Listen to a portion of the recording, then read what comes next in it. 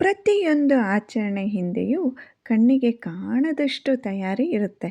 ನಮ್ಮನೆಯಲ್ಲಿ ಕೂಡ ಆಷಾಢ ಶುಕ್ರವಾರದ ತಯಾರಿ ಹಾಗೂ ಪೂಜೆ ಹೇಗಿತ್ತು ಅಂತ ಈ ವಿಡಿಯೋದಲ್ಲಿ ನೋಡೋಣ ಬನ್ನಿ.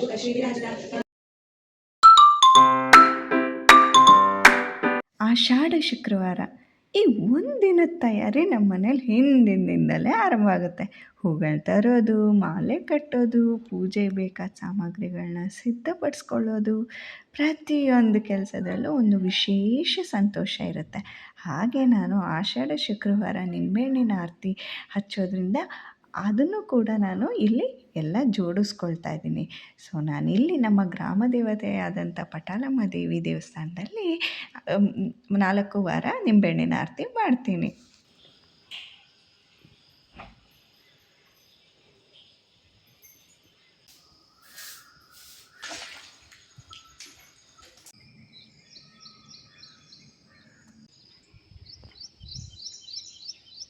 ಮರುದಿನ ಬೆಳಗ್ಗೆ ಮನೆಯ ಶುಚಿತ್ವದಿಂದ ನಮ್ಮ ದಿನ ಆರಂಭವಾಗುತ್ತದೆ. ರಂಗೋಲಿ, ಹೂಗಳು, ಪೂಜೆಯ ಸಿದ್ಧತೆ, ಪ್ರತಿಯೊಂದು ಹೆಜ್ಜೆಯು ಭಕ್ತಿಯುತ ಕರೆದೊಯ್ಯುತ್ತದೆ. ನಂತರ ಮನೆಯ ಪೂಜೆ. ನಮ್ಮ ಮನೆಯಲ್ಲಿ ಪ್ರತಿ ಶುಕ್ರವಾರ ಒಂದು ವಿಶೇಷ ಆಚರಣೆ, ಉಡಿ ತುಂಬುವುದು. ಹಿರಿಯರಿಂದ ಬಂದಿರುವ ಈ ಸಂಪ್ರದಾಯ ಇಂದಿಗೂ ನಮ್ಮ ಮನೇಲಿ ಅದೇ ಭಕ್ತಿಯಿಂದ ಮುಂದುವರ್ಕೊಂಡು ಬಂದಿದೆ. ಏನದು ಅಂತ ತೋರಿಸ್ತೀನಿ ಬನ್ನಿ.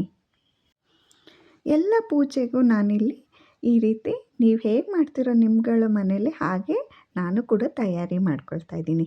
ಲಕ್ಷ್ಮೀ ದೇವಿಗೆ ಮುಖಸಿರಿ, ಹಾಗೆ ಕಾಲು ಸುತ್ತು, ಕೈ ಕಡ್ಗ, ಮೂಗುತಿ, ನತ್ತು ಎಲ್ಲ ಹಾಕಿ ದೀಪ ಮೊದಲನೇ ಆದ್ಯತೆ, ನಂತರ ಗಂಗೆ ಪೂಜೆ, ಹೀಗೆ ಒಂದೊಂದೇ ಪೂಜೆ ಮಾಡ್ಕೊಂಡಾಗಿ ಮೇಲೆ ಈ ರೀತಿ ನಮ್ಮನೆ ಪೂಜೆ ಸಂಪನ್ನವಾಗಿದೆ. ನೀವೇ ನೋಡಿ ಹೇಳಿ. ಭಾಳ ಮುಖ್ಯವಾಗಿ ಶುಕ್ರವಾರ ನಾವೆಲ್ಲ ದೇವರಿಗೆ ಉಡಿ ತುಂಬ್ತೀವಿ ಅಥವಾ ಲಕ್ಷ್ಮೀ ದೇವಿಗೆ ಉಡಿ ತುಂಬ್ತೀವಲ್ವ. ಎಲ್ಲರೂ ಏನು ಮಾಡ್ತಾರೆ, ಅದನ್ನ ಹಾಗೆ ತಟ್ಟೆಯಲ್ಲಿ ಇಟ್ಬಿಡ್ತಾರೆ. ಅದು ದೇವಿಗೆ ಸಲ್ಲಲ್ಲ. ಸೊ ನಾವು ಮನುಷ್ಯರಿಗೆ, ಮಾನವ ಜನ್ಮ ಕುಲಕ್ಕೆ ನಾವು ತುಂಬ್ಕೊಳ್ತೀವೋ ಹಾಗೇ ನಾವು ದೇವ್ರಿಗೂ ಕೂಡ ತುಂಬಬೇಕಾಗುತ್ತೆ. ಅದು ಹೇಗೆ ಅಂತ ನೋಡೋಣ ಬನ್ನಿ. ಸೊ ಇಲ್ಲೆಲ್ಲ ಪ್ರತಿ ಶುಕ್ರವಾರ ನಾನೇನು ಮಾಡ್ತೀನಿ ಅಂತ 2 ಎಲೆ ನೀವು ನೋಡ್ಬೋದು. ಇದು ಫ್ರಂಟ್ ಕ್ಯಾಮ್ರಾ ಹಾಕಿರೋದ್ರಿಂದ ನಿಮ್ಗೆ ಉಲ್ಟಾ ಕಾಣಿಸ್ತಾ ಇದೆ ಅಷ್ಟೇ. ಅಡಿಕೆ, ಬಟ್ಲಡಿಕೆ ಇರಲಿಲ್ಲ, ಹಾಗಾಗಿ ಹೋಳಡಿಕೆ. ದಕ್ಷಿಣೆ ನಿಮ್ದು ಯಥಾಶಕ್ತಿ ಎಷ್ಟಿದೆಯೋ ಅಷ್ಟು. ಒಬ್ರೊಬ್ರು 500 ರೂಪಾಯಿ, 100 ರೂಪಾಯಿ ಇಡ್ತಾರೆ. ನಾನು 500 ರೂಪಾಯಿ, 100 ರೂಪಾಯಿ ಇಟ್ಟರು ಕಾಯಿನ್ ಅಂತೂ ಬಿಡೋದಿಲ್ಲ, ಯಾಕೆಂದರೆ ಅದು ತುಂಬ ಮುಖ್ಯ. ಸೊ ಇಲ್ಲಿ ಆ ಕಾಯಿನು, ಹಾಗೆ 2 ಬಾಳೆಹಣ್ಣು, ಜೊತೆಗೆ ನಿಮ್ಗೆ ಆ ಸೀಸನಲ್ ಫ್ರೂಟ್ ಯಾವ್ದು ಸಿಗುತ್ತೋ ಅದು ಕೂಡ ನೀವು ಇಡ್ಬೋದು. ಇದು ಹೇಗೆ ಅಂತ ತೋರಿಸ್ಕೊಡ್ತೀನಿ ಬನ್ನಿ.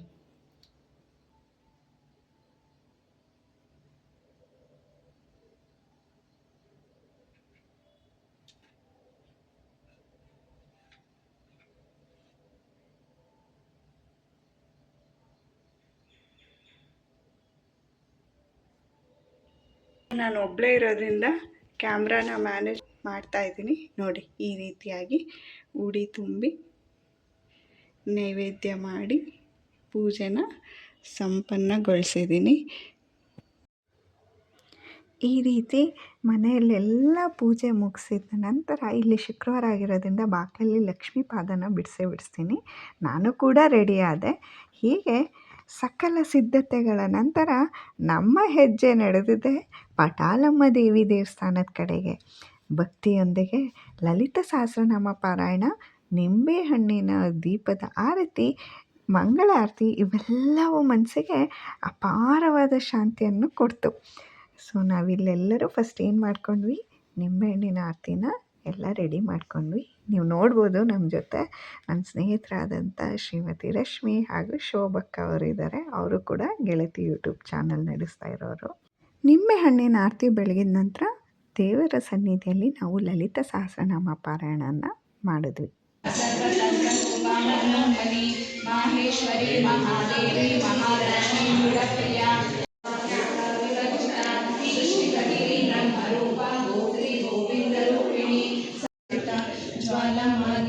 ಕ್ಷಿಪ್ತ ವಹಿ ಪ್ರಾಕಾರ ಮಧ್ಯಗ ಗಂಡ ಸೈನ್ಯ ವಯೋದ್ಯುಕ್ತ ಶಕ್ತಿ ವಿಕ್ರಮ ಹರ್ಷಿತ.